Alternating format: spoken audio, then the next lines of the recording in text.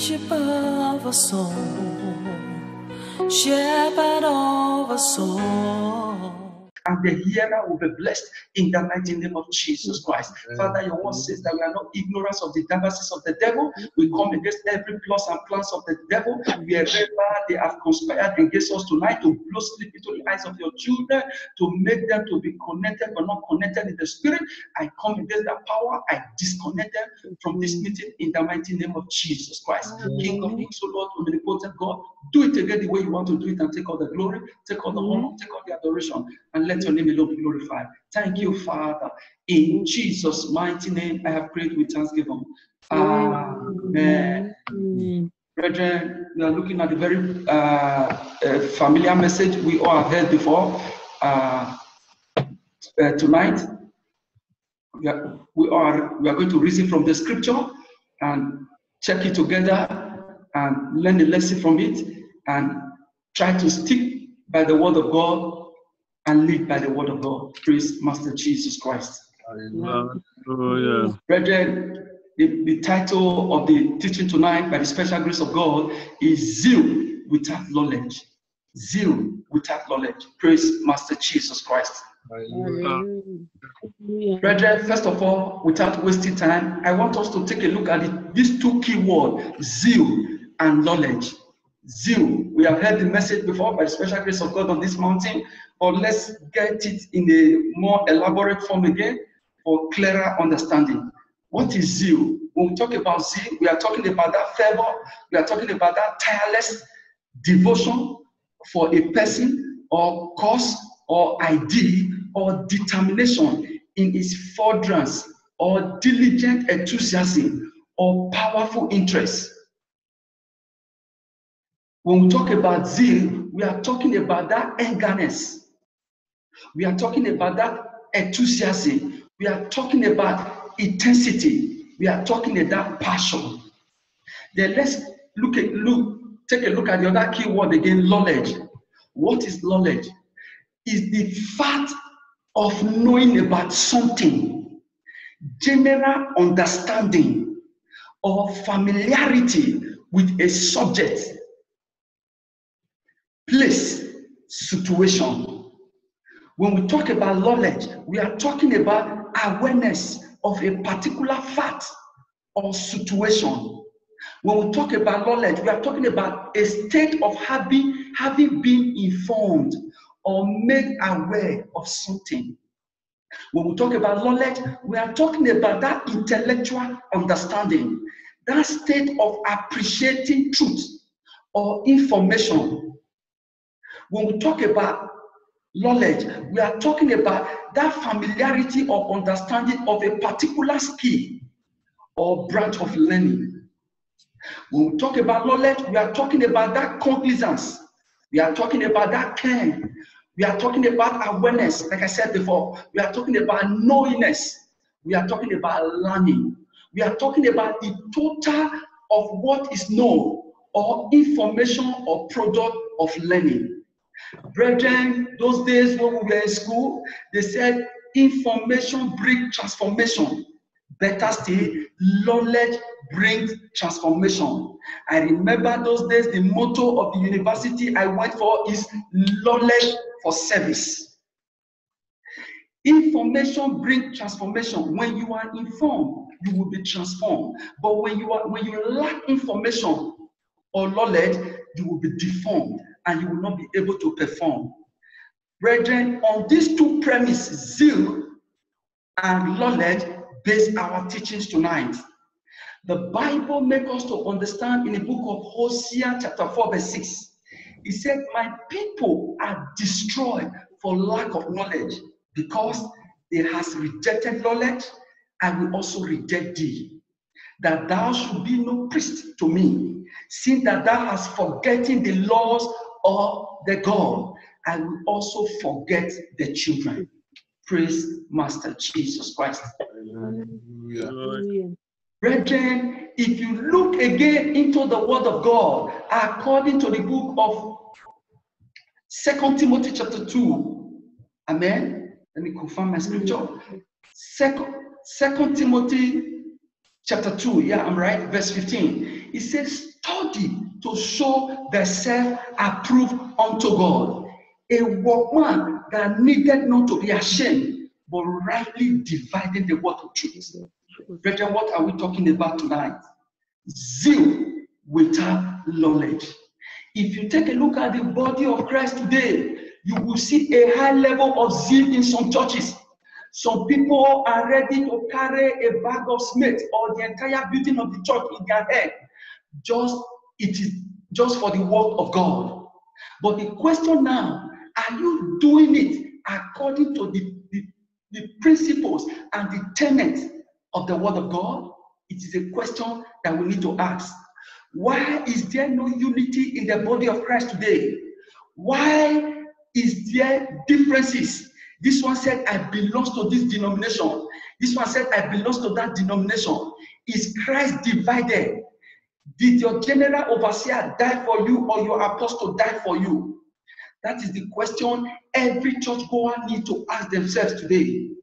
But it's unfortunate that the flocks under their care, they don't bother, nobody bother to question the rationale behind the doctrines or the teaching of the church they are attending. Let's take a look at some few case studies. Number one, the Jehovah's Witness. They said out of them come the 144,000 saints that will reign with Christ in heaven, that they know themselves already. And these are the people permitted to eat the broken body of Christ and drink his blood. The rest members are not permitted. And this 144, they know themselves already. Is that what the word of God says? Praise Master Jesus Christ. Hallelujah. On what foundation did you get that knowledge from? If you turn your Bible, time will not permit us now, you go to the book of Revelation. The Bible talk about the 144,000. They will be taken by 12,000 from each tribe of Israel. That is what makes the 144,000 12,000. But unfortunately, the Jehovah's Witness said they know themselves that they make up the 144,000. Not that they are the 144. It's among the Jehovah's Witness that make up the 144,000 that will reign with Christ in heaven. Praise Master Jesus Christ. They went further again to also tell us that Jesus Christ is Angel Michael. Jesus Christ is the archangel, which is Angel Michael. On what rationale or what basis was this founded? But people are still going. Is that what the word of God says? Let's keep that aside. Let's come again to the Muslims. They take a fellow human being like you, like theirs, and they slaughter this person to pieces and they shout Allah Akbar, meaning God is great. On what basis is this teaching found? Where did they come up with this demonic teaching? It is a big question that needs to be asked. You can see the confusion that have engulfed the entire world. Many foundations like this have led millions of people. Many foundations they have laid like this have engulfed millions of people, and they are following them sheepishly without even answering the rationale behind it. Take a look at the Catholic Church today and see the abominable things that are happening there. How Catholic priests are abusing children sexually. People are still following them sheepishly, foolishly, calling her Mary, full of grace. Same as it was in the beginning, so shall it be with world without end. On what basis is this founded? Which had no spiritual legal standing to the pathway to salvation. The Bible makes us to understand that there is no name that has been given among men through which men might be saved except the name Jesus Christ. So, brethren, what are we talking about? Zeal without knowledge. Praise Master Jesus Christ. Hallelujah. Brethren, The Bible makes us to understand in the book of Romans chapter 15, Romans chapter 15 verse 4. It said, whatsoever thing that we are reading aforetime, whatsoever thing that we are reading aforetime, we are reading for our learning, that through patience and comfort of the scripture, that we might have hope. Not through patience and comfort of any man, but through patience and comfort of the scripture. Let's quickly turn our Bible to the book of 1 Timothy chapter 1 verse 11. We are going to look at another man again, Apostle Paul. It was the grace of God that delivered Apostle Paul from this spiritual ignorance. Apostle Paul was more or less like these Muslim people that were slaughtering and killing Christians those days based of lack of understanding or lack of knowledge. In 1 Timothy chapter 1 verse 11, he said, according to the glorious gospel of the blessed God, which was committed to my trust. Verse 12, I thank Christ Jesus our Lord, who had enabled me, for that he has counted me faithful, putting me into the ministry. Note it very well. Who was before a blasphemer. He was having zeal, killing. He thought he was killing for God. Not knowing he was killing and heading for doom. Which was before a blasphemer, a persecutor, and injurious, that I obtained mercy because I did it ignorantly in unbelief. And the grace of our Lord was exceedingly abundant with faith and love, which is in Christ Jesus. This is a faithful saying and worthy of all acceptation, that Christ Jesus came into the world to save sinners, of whom I am chief. Note that word very well. Of whom I am chief, because of the abominable things he think that he was doing, which was not scriptural. Praise Master Jesus Christ. Hallelujah. General overseer, superintendent, watchman, or whatsoever any ecclesiastic title that you have given unto yourself.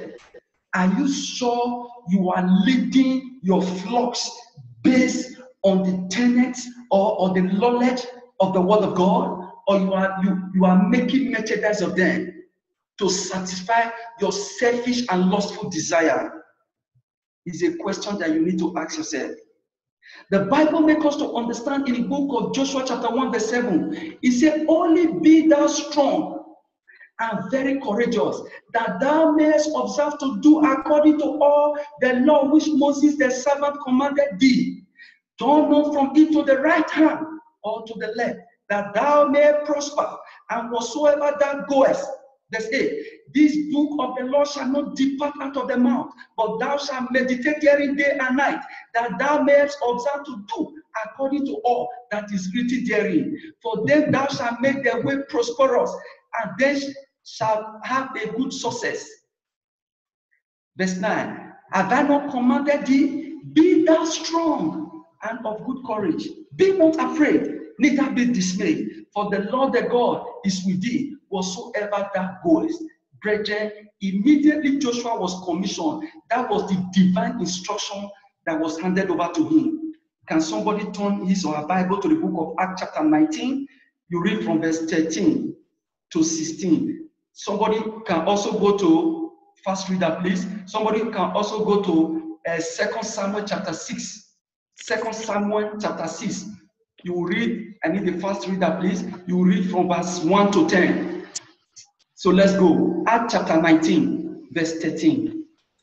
I read in Jesus' name. Amen. 13. Then certain of the vagabond Jews, exorcists, took upon them to call over them which had evil spirits the name of the Lord Jesus, saying, we adjure you by Jesus, whom Paul preacheth. To what, sir?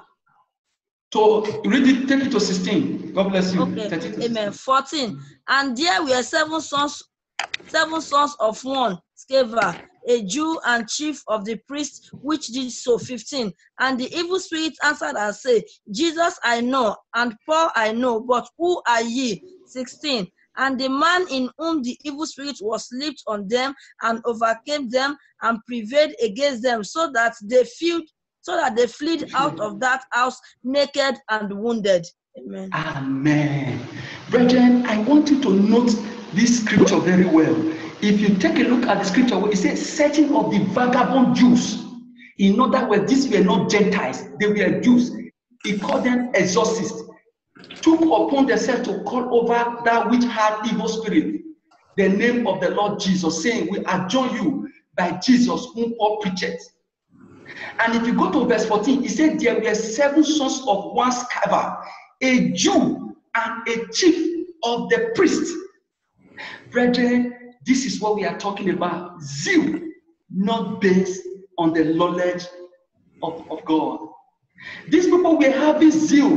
One, they were not born again. Do they really know God? But they want to do what Paul and Peter and the rest of apostles were doing. And they decided to command. And the demon spoke. These persons that you are, these persons, I know them. I know this one. Who are you? On what authority are you commanding? What legal ground do you have for me to live? Zeal, but not based on the knowledge. The number one knowledge they would have acquired is for them to have surrendered unto God and receive the infilling of the Holy Spirit, that they might be able to function under that office. But what did they do? They decided to just look and decided to follow. And at the end of the day, the Bible makes us to understand in verse 16 that the man in whom the evil spirit was leaped on them and overcame them and prevailed against them, so that they fled out of the house naked and wounded. Zeal without knowledge. Let somebody take again 2 Samuel chapter 6 from verse 1 to 10. I read in Jesus' name. Amen. Again, David gathered together all the chosen men of Israel, 30,000.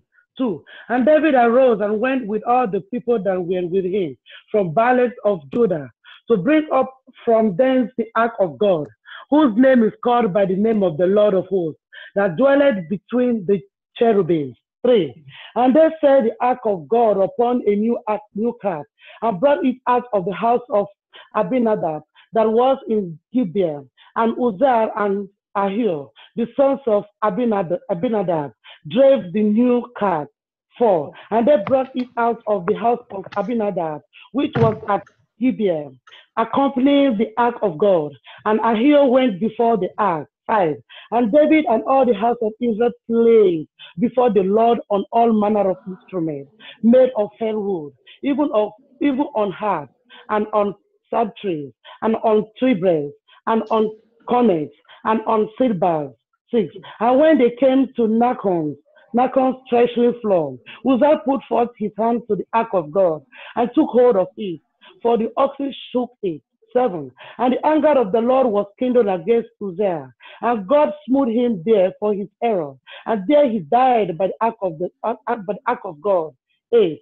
And David was displeased because the Lord had made a breach upon Uzzah, and he called the name of the place Perizuzah to this day. 9. And David was afraid of the Lord that day, and said, how shall the ark of the Lord come to me? 10, the last verse. So David would not remove the ark of the Lord unto him, into the city of David. But David carried it outside into the house of Abedom the Gittite. Amen. Amen. God bless you, Dr. Zion. More grace and strength in Jesus' name. Amen. Brethren, if you take a look at what transpired here, what Uzziah was doing was right. His sin was what he was doing at that particular time was right, but was it based according to the knowledge that was given to Moses when this act was instituted by God? No. Complete error. Zeal without knowledge. He had that zeal. Uzzah was ready to carry that ark upon his head. Uzzah was ready to make sure that that ark returned to the city of David. But they were doing everything in error. Let somebody go to 1 Chronicles chapter 15. Just stand by 2 Chronicles chapter 15. Sorry, 1 Chronicles chapter 15, verse 3 verse 3. We are going to take some quite number of few verses there. Somebody just stand there from verse 3 to 10, while another person will stand from verse 11 to 17. But before we proceed further, let's take a look at what happened here. A divine instruction was violated. Brethren, the people who are permitted to touch the ark of God are only the Levites, the priests. This ark of God was not supposed to be put in a cart in the very first place. This ark of God was supposed to be carried by hand by the Levites, the priests. And as they are coming, they are supposed to be make burnt offering, singing song, playing instrument to the glory of God. But they put this ark on a cart, and Uzziah was not a priest. Uzziah was not a Levite. He has no legal standing of touching that ark. He has no business with what he was doing at that particular time. And out of zeal, the ark of God wants to fall down. He quickly supported it. He did well, but it was done in what? In error, lack of knowledge. And the Bible said the anger of God smote him and he died. Why? Zeal without knowledge. Let's take a look at how the right way that is supposed to have been done. Let somebody read 1 Chronicles chapter 15 from verse 3 to 11. Amen. I read in Jesus' name. Amen. And David gathered all Israel together to Jerusalem to bring up the ark of the Lord unto its place, which he had prepared for it. And David assembled the children of Aaron and the Levites. 5. Of the sons of Kohath, Uriah the chief and his brethren, 120. 6. Of the sons of Merari, Isaiah the chief and his brethren, 227.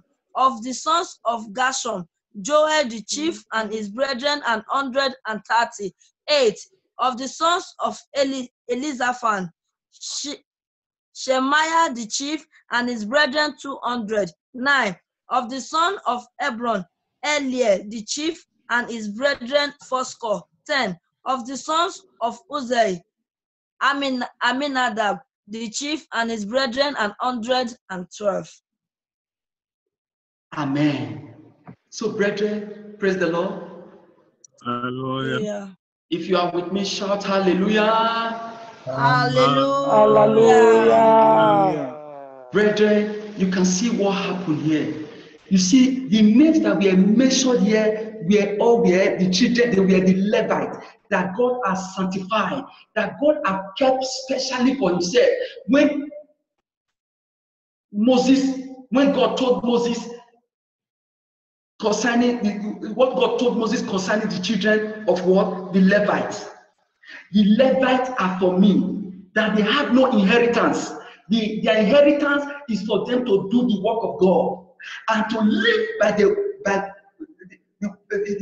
proceed that comes out of the work of God they are doing. That was the instruction that was given upon unto them. And each of their offices was clearly spelled out. You saw what happened there. If you go to verse 11, it said David called for Zadok and Abiathar the priest, for the Levites, for Uriah, Isaiah, and Joah, and Shemaiah, and Eliah, and the Aminadab, verse 12, and said unto them, ye are the chief of the father of the Levites. Sanctify yourselves, both ye and your brethren, that ye may bring up the ark of God of Israel into the place that I have prepared for it.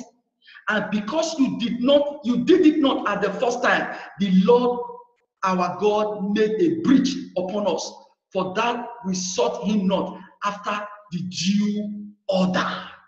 Praise Master Jesus Christ. Oh, hallelujah.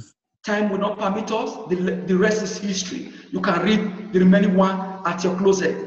Brethren, what are we talking about? We are talking about zeal without knowledge. Praise Master Jesus Christ. Hallelujah. Brethren, if you also want to know again, if you take a look at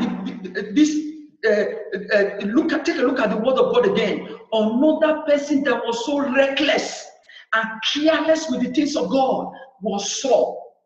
Saul acted, he acted a completely out of order. A king that was anointed, but he lacked knowledge. He doesn't understand the principles and tenets of how the things of God need to be done.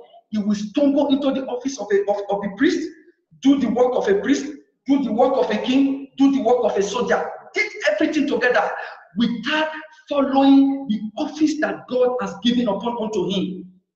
Because of the kind of life Saul lived, having zeal to do the work of God, he will embark on a war without seeking the permission of God to know if I should go or not.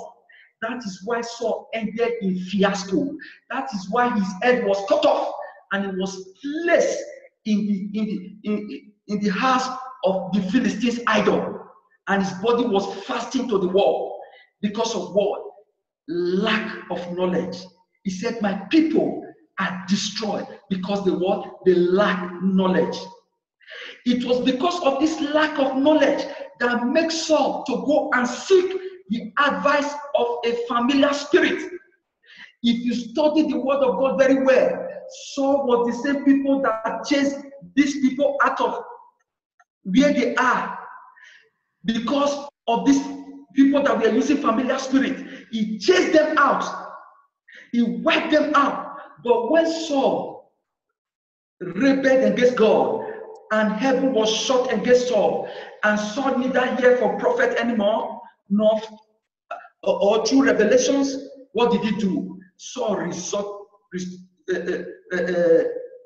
went back again to this same people that were using familiar spirit to seek a counsel from them.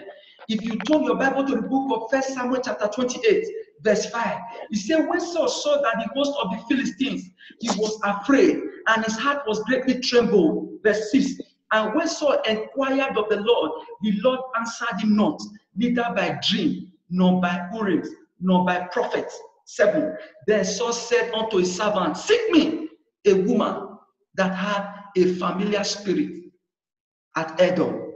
And Saul disguised himself and put on an other raiment, and he went and took men with him, and they came to the woman by night, and he said, I pray thee, divine unto me by the familiar spirit, and bring me in up, whom I shall name unto thee. Verse 9, and the woman said unto him, behold, thou knowest what Saul had done, how he had caught up those that have familiar spirit, and the wizard out of the land, whereof there layest thou a snare for my life, to cause me to die. Verse 11, then said the woman, whom shall I bring up unto thee? And he said, bring me up Samuel. 12, and when the woman saw Samuel, she cried with a loud voice, and the woman spake to Saul, saying, why hast thou deceived me? For thou art Saul. 13, and the king said unto her, be not afraid, for what sawest thou? And the woman said unto Saul, I saw God ascending out of the earth, and said unto her, what form is he of? And she said, an old man cometh up, and is covered with a mantle. And Saul perceived that it was Samuel, and he stood with his face to the ground and bowed himself. And Samuel said to Saul, why hast thou disquieted me to bring me up? And Saul answered, I am so distressed, for the Philistines make war against me, and God is departed from me, and answered me not more, neither by prophet nor by dreams. Therefore I have called thee, that thou mayest make known unto me what I shall do. 16, then said Samuel, wherefore then doest thou ask of me, seeing that the Lord is departed from thee, and is become their enemy, and the Lord has done to him as he spake by me, for the Lord has rent the kingdom out of the hand, and give it to the neighbor, even to David. 18, because thou obeyest not the voice of the Lord, nor executed his fierce wrath upon Amalekite. Therefore had the Lord done these things unto thee these days. 19. Moreover, the Lord also deliver Israel with thee into the hand of the Philistines, and tomorrow shalt thou and the sun be with me, and the Lord also shall deliver the host of Israel into the hand of the Philistines. Praise Master Jesus Christ. Hallelujah. Brethren, our time is really fast spent. Brethren, you can see what happened here. This is what is happening today in the body of Christ. When they discover that they cannot manipulate anymore or make merchandise of their flocks, what do? They decided to seek the goddess of the river, to seek the powers from the marine in order to measure up, in order for people to call them men of God, prophet of God, whereas their zeal is without knowledge that leads to doom. That is what happened to Saul here. When Saul discovered that there was no more message from the prophet, there was no more revelation anymore from God, because heaven was shut against Saul, the Bible makes us to understand Saul resorted to what? Seeking the help of a familiar spirit in order for him to wage war. In the very first place, who told him to go and wage war, fight against the Philistines? Who told him to embark on such a journey? That is zeal without knowledge. And at the end of it all, if you go to 1 Samuel chapter 31, verse 1, you will discover Saul died a miserable death in the battlefield, and his corpse was placed in the house of Dagon, in the idol house of the Philistines. Here was a king who was anointed by God, who prophesied and did everything as a king. He died a miserable death. I pray Satan will not write the last chapter of our lives in Jesus' name. Amen. That is why disobedience, rebellion is a sin that we all should abhor. Anybody that disobeys the word of God, that walk contrary against the word of God, he will end up in fiasco. He will end up miserably. Saul started very well, but he finished in a disastrous and horrible way. Praise Master Jesus Christ. Brethren, what are we talking about? Zeal, not according to the knowledge of God. The Bible makes us to understand again. It says, study to show themselves approved unto God, for a workman needed not to be ashamed, but rightly dividing the word of truth.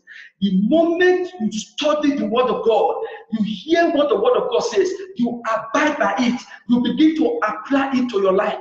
He makes you a new man. He renews you. That is why we used to sing this song those days. He said, all the things I used to do, I do them no more, because there is a great change since I'm born again. He said, with the heart, man believeth unto righteousness, and with the mouth, confession is made unto salvation. Immediately you decree and you declare, you now begin to fashion yourself according to the word of God. You now begin to base your life on the knowledge and the teaching of the word of God. You reason from the scripture. You meditate on the scripture. You ponder on the scripture. That is why Jesus Christ makes us to understand in the book of John chapter 15, I hope I'm right, John chapter 15 verse 3, he said, ye are clean through the word that I've spoken. He said, ye are clean through the word that I've spoken unto you. Praise Master Jesus Christ. So brethren, if we don't want to run this race in vain, if we don't want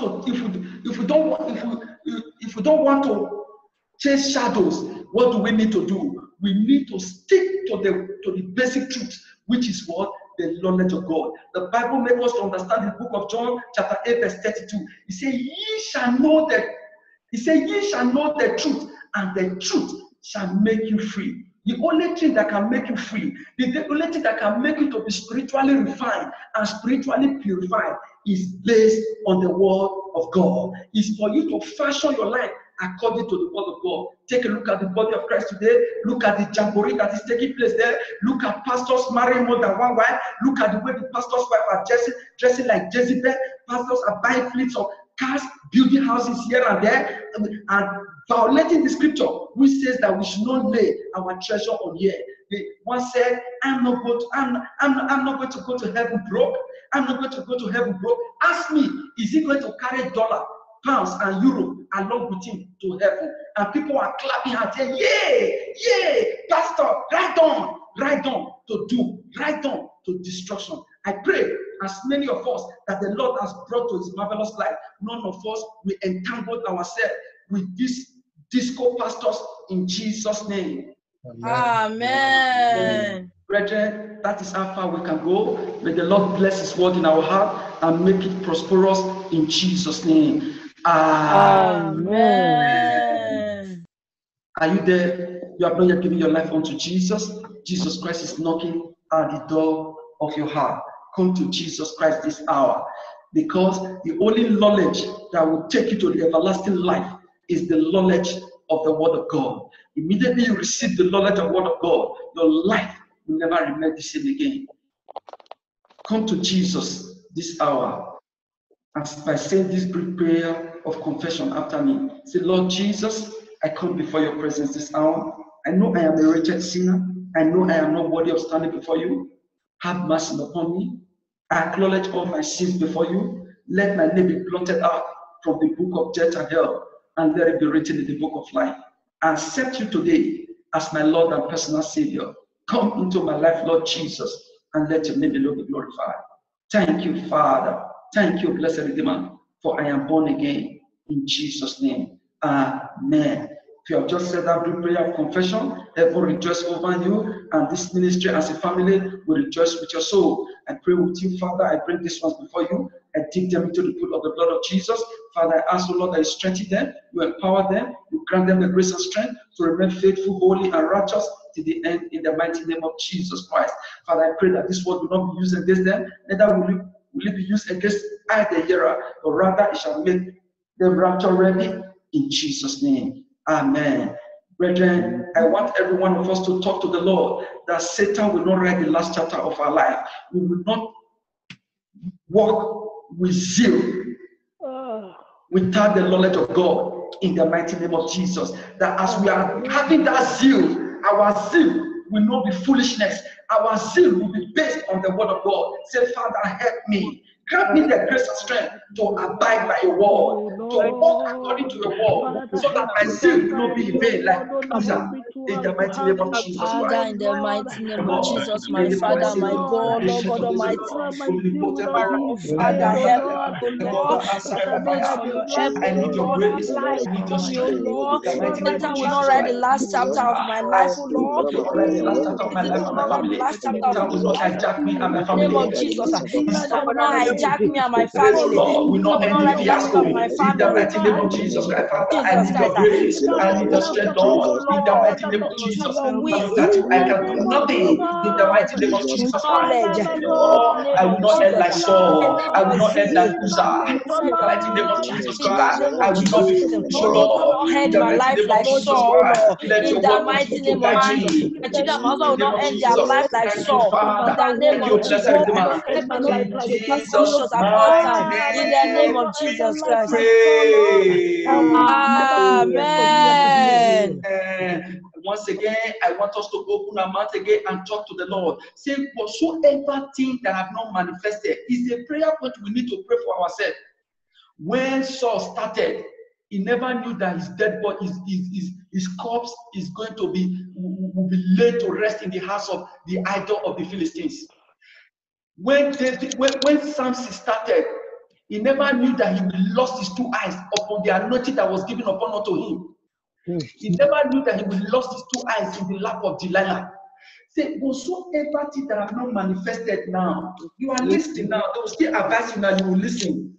But God forbid, a time will come before somebody will say one thing, you will quote 3 scriptures, and you will say, somebody was telling me about a sister in this mountain. I wept. When he told me, I said, oh my God. No wonder when somebody is falling and is telling you that I know who I am, I'm not falling. You better start doing fasting and praying for such a person. When he told me about the sister, I shook my head. Jesus. This was a sister, if she raised prayer point those days, he moved me. But what happened? Brethren, I want us to pray.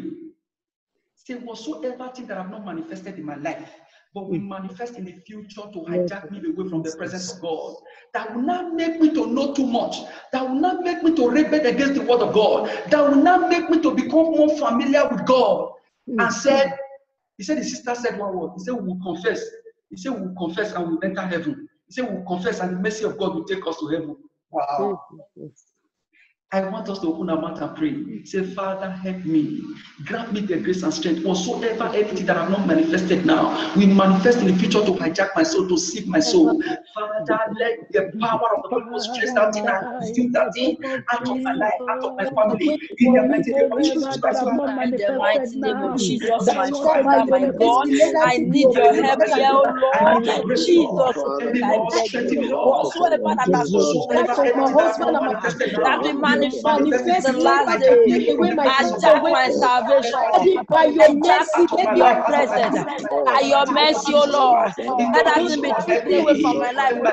Anything that is wasting the husband, hijack my children, hijack my children, what God has placed on me. Let that thing be destroyed. Supposed to be destroyed. In the name of Jesus, give me the grace and strength to be holy and righteous. In the name of Jesus' mighty my children will make it to be in Jesus' mighty name, we have prayed. Amen. We all have decreed, so shall it be established in Jesus' name. Amen. Father, I thank you, I worship you, I magnify your name. I give you all the praise, I give you all the honor. Father, I thank you for the utterances that you have given upon unto me to speak your word. Father, I have spoken your word out of context. I have said what I ought not to have said. I ask for your mercy in the mighty name of Jesus. Father, grant me the grace and strength to be a noble doer of your word. Father, I pray that this word will not be used against any one of us, but rather it shall sanctify us and make every one of us rapture ready in Jesus' name. Amen. Over to you, man. Praise the Lord.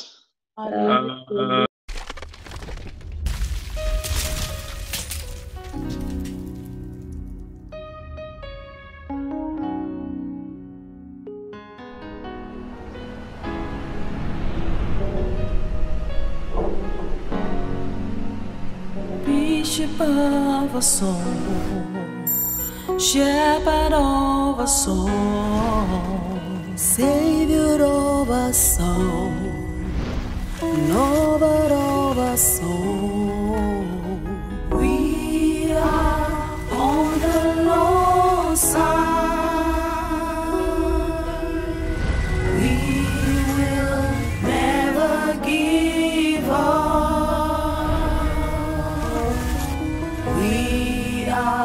Overcomers, for the Lord God is on our side. We are on the Lord's side. We will never give